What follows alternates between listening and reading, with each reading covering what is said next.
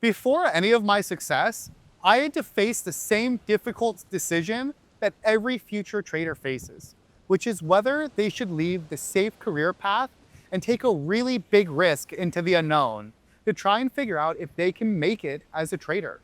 And so, especially in my situation, I had a six-figure job offer. I could have gone to the Bank of Montreal for sales and trading and worked my way up the ladder and done well over the course of my life.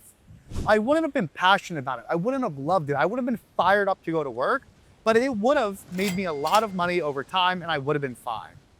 Ultimately, after a lot of debating, I chose to take the very risky path of betting it all on myself. I wanted to see if I had what it takes to beat the market and become a trader. I didn't think I would ever become a legendary trader, but could I just make a living doing what I truly love and wanted to prove myself at? For so many traders out there, they need to weigh those options. And especially if you have a family, if you have kids, if you have a different career paying you well, it really is a big leap of faith.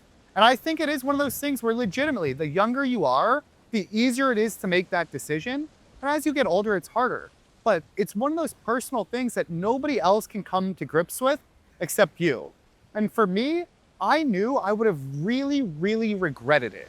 Like if I didn't at least try it, I knew that I could always get that safe path. You can always go back to it. But would I always have the courage to take that leap? I don't know. And at least in my head, I thought I'm going to commit to this for at least a few years. If I just gave it 2 years to see what happens, that's what I was willing to kind of do. And I think so many people end up failing in this industry, but it's not really a failure. You end up learning about yourself, you end up learning who you are, and you ultimately improve as a person. You're able to take away all the things you learned this job, and maybe you become a better investor. Maybe you become just a more reflective, systematic person in general. Because the beauty of trading is it forces to improve every aspect of your life. You need to be healthy. You need to get good quality sleep. You need to just simply become the best version of who you are. And as a trader that has trained so many other people, I had to also fire people and let them go. And in the moment for these guys that were maybe 20 years old, 22, 23, 24, that seems like the worst decision they could ever face. It seems like the end of their world because all they wanted to do was succeed as a trader. And they took that risk and it didn't pan out. And so in that moment, it feels like failure. But for every single one of them, they ended up landing on their feet. Life did go on. They did find a different career. And so many of them over time would come back to me and they would say, Lance, everything I learned as a trader, all the difficulty and struggle, it helped me be better at my future career. Everything else compared to trading is easy. So I think if you try something that's really difficult in your life, and just because it doesn't work out, that doesn't mean you failed. You have all of those skill sets, you have that perseverance that carries with you through your life. It's like if you've ever chosen to run a marathon or do a 50K or push yourself to the absolute limits where you didn't know you had it in you. That carries with you for life. So if you're in that moment facing that uncertainty, I'm not gonna act like I know what the right decision is for you, because most people truly will fail. They will lose time and money. But here's the thing, that word failure, it's whatever you make of it.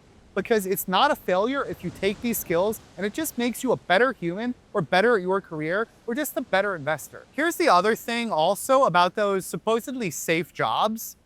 No job is truly safe, especially nowadays where we have more change and disruption from AI and everything else. You can end up getting fired from the safe path. You can end up not loving the safe path or it just doesn't work out anyways. So it's like, if there's no guarantees on a supposed safe road, why not just take the risk? And one other thing to think about is the failure rate in trading is really, really, really high. But a lot of those people aren't necessarily you. They might not have your work ethic. They might not have your passion. And most of that failure rate is because people can't stick through with it for the 2+ years that the learning curve requires. So it's kind of like when people want to start a restaurant. You read these statistics that overwhelmingly most restaurants fail, most entrepreneurs fail. And that's true because the average person shouldn't be going down that path to begin with.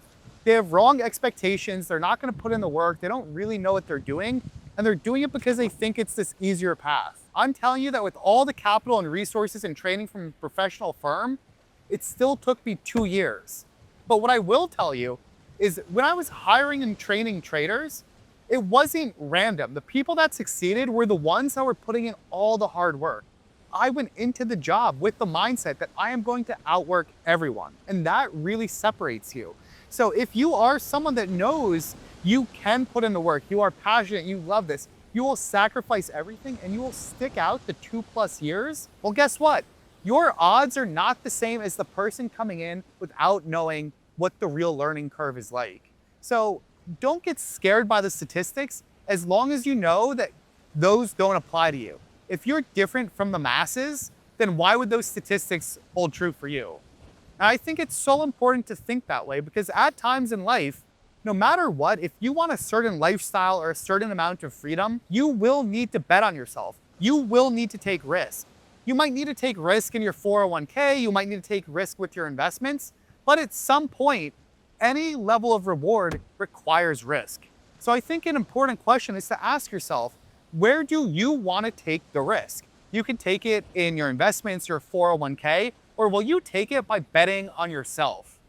Even in college, with some of the group projects, I was aware that most people were not working hard like I was. They were not needing the same grades that I did. So I was outworking them. I knew that I wanted that weight on my shoulders, and I knew that at this job, I would outcompete and outwork everyone.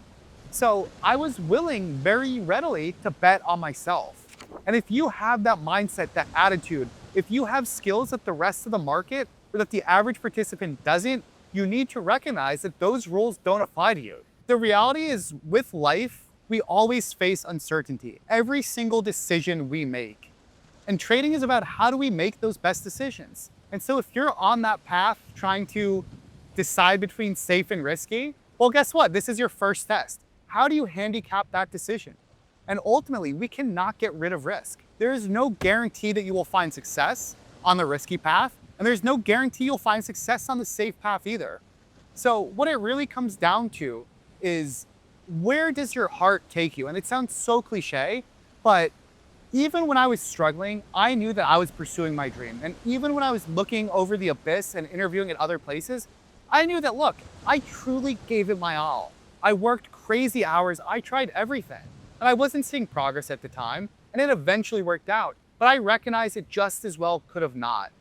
And I would have been totally okay with that because I at least took the leap. And I think so often in life, in the face of uncertainty, you've got to follow where your passion goes and be able to just live with the decision. Whether it works out or not, I can look myself in the mirror and know at any given moment in time, I was being me and following my dreams and not someone else's. So if you're setting out on this journey, I wish you the best of luck because I know how scary it is. I know what it was like to struggle for 2 years. I was interviewing for other firms thinking that I just wasn't going to make it. So I hear you, I feel you, and I understand, especially if you have a family. But what I would say is remember this. Pursue this job in a way so that no matter what, whether you win or lose as a trader, this ends up being a win for you as a person, and you end up a winner throughout the rest of your life. I hope you enjoyed this style of video. If you did, hit that subscribe and let me know what you're facing in the comments.